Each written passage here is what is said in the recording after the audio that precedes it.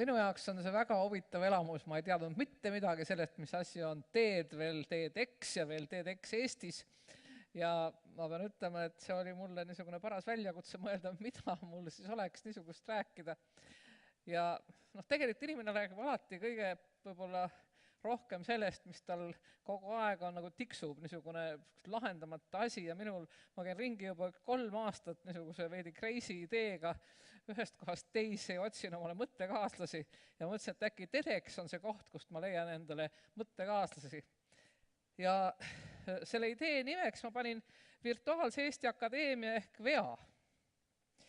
Ja ma kohe räägin, mis asi see on ja miks ma arvan, et see täpselt nagu siin selles eelmises Inglismaa loos oli, on tegelikult võib-olla juba hästi teadaolevate asjade kokkupanemine natuke teistmoodi, et tõepoolest tekiks üks uus efekt ja võib-olla saaks lahendatud ka siis selle Andres Maimiku 12-aastase poja probleemid. Mul endal on 14-aastane tütar ja tal on umbes samad probleemid. Aga on veel palju teisi lapsi, kel on uued probleemid. Meil on väga palju lapsi, kes on läinud koos vanematega Eestist ära. Ja kahjuks uuringud on näidanud, et nende vanemad mitte ei taha panna neid näiteks Soomes Eesti kooli. Ja siis, kui nad tulevad Eestisse tagasi, siis neil on väga raske edasi minna. Meil on palju niisuguseid lapsi Eestis, kes elavad Eestis nagu välismaal. Ma käisin Narvas mõnda aega tagasi. Ja seal ma kohtusin Narva koolis lastega, kelle jaoks Eesti oli välismaa. Aga nad peavad eesti keeles õppima, nendel nüüd gümnaasium läheb üle, eks ole, mitmes aines eesti keelele, nad on väga suurtes raskustes, sest neil ei ole seal Narvas nagu kellegagi arutada ja õpetaja on ise ka vaevas. See õpetaja oli ausalt üsna õnnetu, kellega ma kohtusin. Samas aga meil on Eestis siin e-ühiskond, eks ole, jõudnud juba, see pilt on tehtud Saaremaal. See on reaalne pilt, see on tehtud kodus, see ei ole mitte mingisugune lavastus.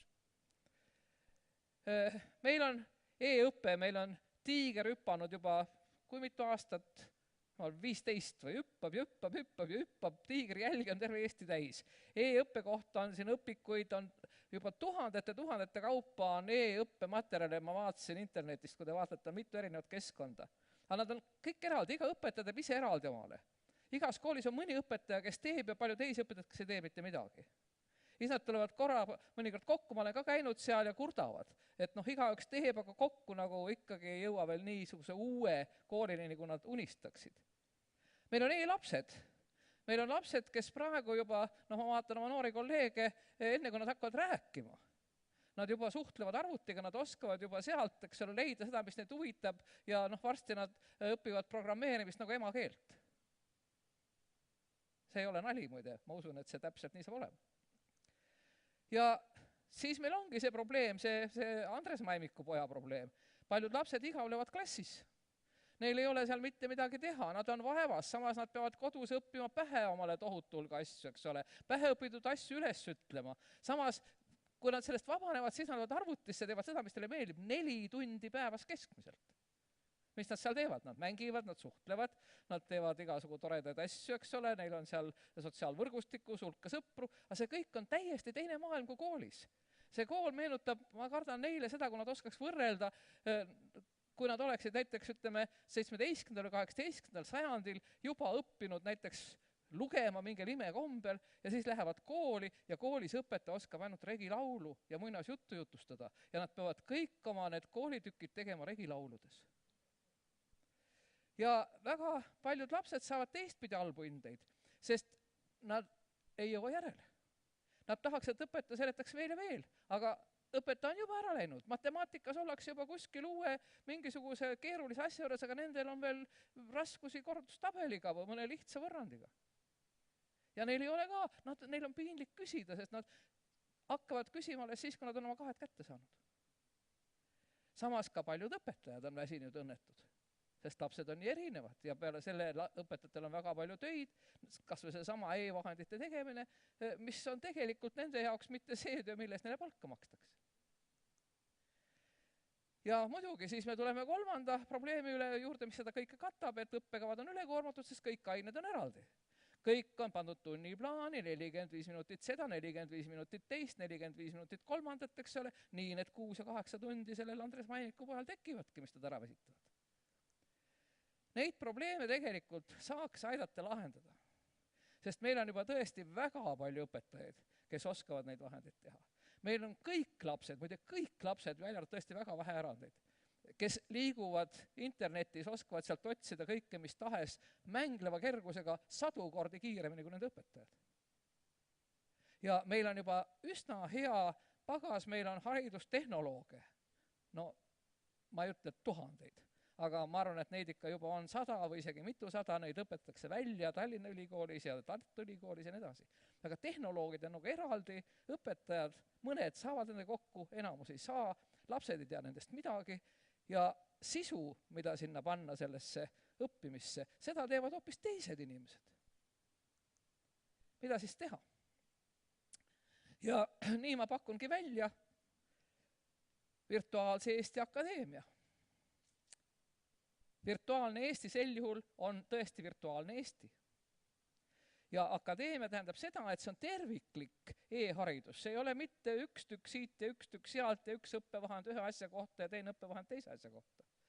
Vaid sisuliselt ma koliks, ma ei oska öelda, poole Eesti koolist virtuaalse keskkonda, selle poole, mida on võimalik ise õppijana nende vahenditega niiviisi omandada, et sa ei vaja sinna vahele seda, et sul on kogu aeg, eks ole, kontaktõpetajaga, sa ei pea minema kell 8 kooli, küll ma vihkasin seda, kui ma olin koolis. Ja kui ma oleks õpetaja, kes peab 8 minema, õnneks ülikoolis ma ei pea, ma vihkaks kooli kõigest hingest. Tähendab, ma võiksin istuda öösel kell 2, teha oma õppetükke ja jõuda edasi, kui mul on teised õpilased, kellega ma sammu ei pea, siis ma jõuan korrata mitu korda seda, mis teistel selge on, aga kui mul näiteks on kõik ammu selge kui oma klassikaaslastel, siis ma oleksin 3. klassis, aga juba vaataksin, mis 7. klassis teha. Ma saaksin selle sama, mis meil on eri aineteks jagatud. Niiviisi kätte, muidugi ma ei osaks ise teha, kui ma oleks 12-aastane. Aga oleksid ju siis need samad targad teadlased ja toredad õpetajad, kes on selle peale mõelnud, kuidas sisu nii teha, et näiteks korraga saab õppida, mis on ju loomulik, eesti keelt ja ajalugu ja geograafiat ja võib-olla ka natukene näiteks matemaatikat ja statistikat ja võib-olla veel midagi sinna juurde. Õpetajate jaoks on, ma arvan, praegu üks hirmutav sõna, et aineid tuleb integreerida. Nii nagu väga paljude venekeelsete noorte jaoks on ka hirmus sõna, et venekeelset elanikkonda tuleb integreerida. Aga tegelikult, kui me räägime sellest kui lõimimisest, kui kokkupunumisest, kui tõepoolest selle ühise mingisuguse uue mustri tegemisest, mis on tegelikult ju mäng ja looming igale ühele, siis me võiksime lõimida tegelikult neid erinevaid aineid ja mitte ainult aineid, meil on väga palju asju internetis juba olemas, Eesti Rahva Muuseum tahab oma uue muuseumi poolelt panna internetti. Kirjandusmuuseumis on hulk asju, mis on juba internetis Eesti kultuuri kohta. Meil on looduse kohta juba terved suured keskkonnad. Neid kõik oleks võimalik nii lõimida ja tuua siia juurde veel filmid ja ma ei tea, rock-kontserdid ja kirjanikega kokkusaamised ja mida kõike veel. Aga mida selleks on vaja? Selleks on vaja, et seda kõike teeks tark nii-öelda superõpetaja, see ei saa olla üks õpetaja, see peab olema tegelikult üks kogukond, kes selle kõik mõtestab, kes selle kõik, kui vaja ka nii-öelda ümber natukene seletab, kust neid leida. Ja siin ma tahaksingi öelda, igasugune niisugune virtuaalne õppimine, kogu see niisugune väga tehnoloogiline asi ei ela, kui ei ole elavat õpetajat. On vajalik elav õpetaja. Aga see elav õpetaja ei tohi olla see väsinud, oma ainesse aheldatud, piitsutatud, õnnetu. Vaid see peab olema täis uudishimu selles suhtes, mida mujal tehakse, mis üldse on võimalik, mida tema lapsed mõtlevad, mida üldse ta tahaks, et need lapsed teaksid. Ja siin me tuleme selle juurde, et selleks, et jõuda niisuguse virtuaalse akadeemia, mis paneks asju teistmoodi kokku, õppeaineid teistmoodi kokku, lubaks ise seal nii-öelda liikuda vabalt, eks ole. Meil peab olema ka julgust lahti murda kogu see niisugune kooli aegruum, mis on ju kui kaua vana.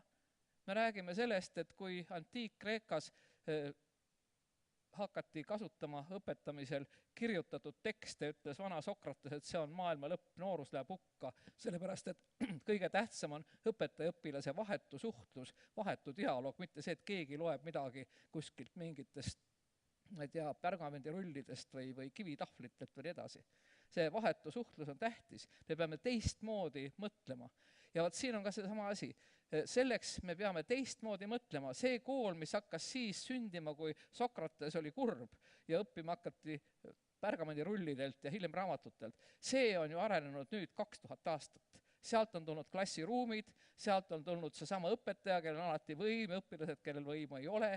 Seal on tulnud see, et teadmus ja teadmine jaguneb õppetükkideks ja õppetükid jagunevad siis õppeaineteks ja kõik see peab siis lõpuks selle sama 12-aastase maimikupoja ja 19-aastase tudengi ja võib-olla ka selle 80-aastase vanatädi, kes internetist otsib seda, mis tal vaja on, seal kokku minema.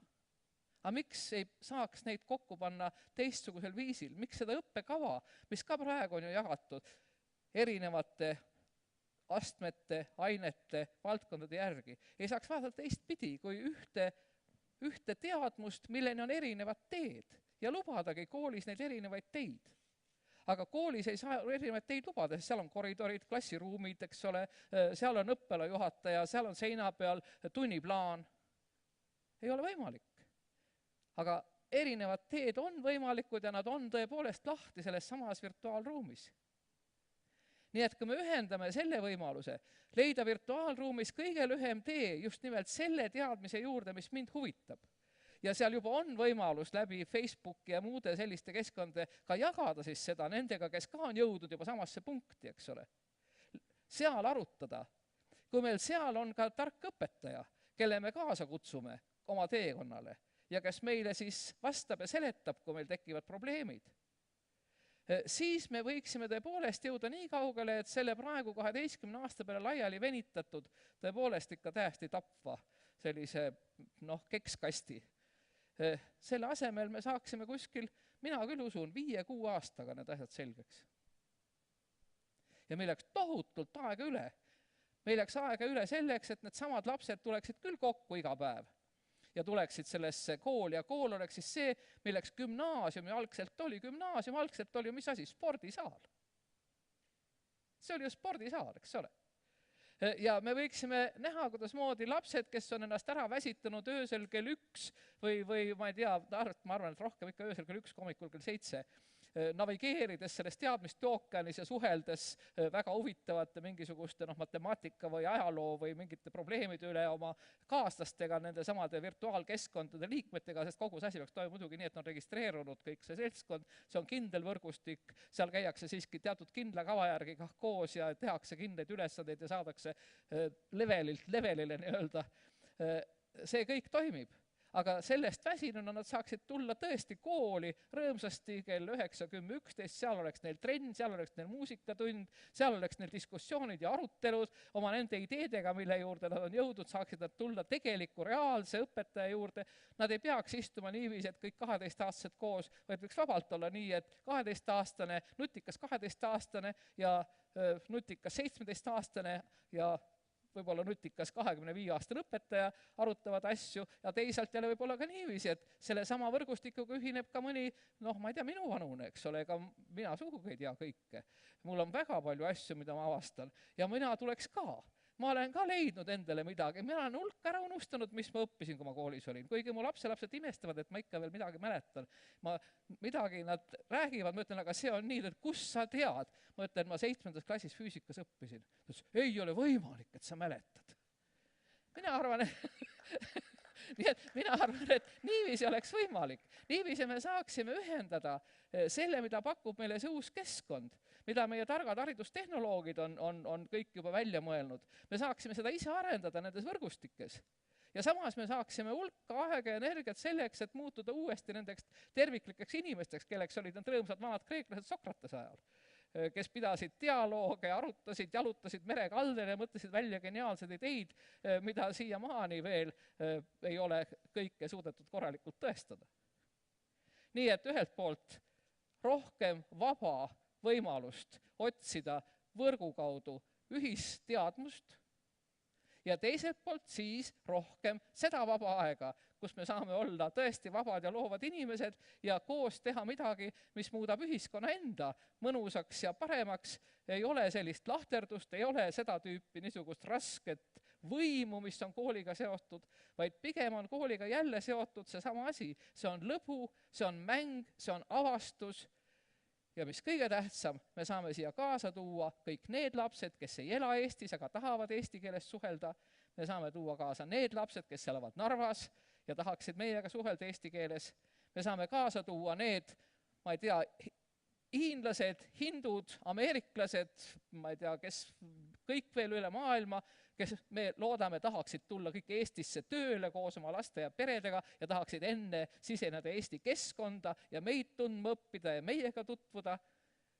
Ma arvan, et see võiks olla siht, millel on veel palju tehnilisi takistusi. Mul on hea meel, e-õppe uudiskiri juba räägib, et on asutatud MTÜ KAE kool, kus juba on koos noored inimesed, võib-olla seal on Manu ka, kes tahavad just nimelt niisuguse asjaga tegeleda, on leidnud ka ühe ameeriklase, kes küll ei ole mitte päris Ameerika, vaid India päritolu, kes on asutanud Khan Academy, kus ka umbes neid asju tehakse. Nii et ma arvan, see võrgustik tegelikult on ülemaailmne ja ma väga loodan, et siin nüüd mul on võimalus, et läbi mingisuguste kummaliste teede needsamad KAE MTÜ inimesed äkki kah niiviisi kuulevad minu mõtteid ja võtavad mind ka kampa.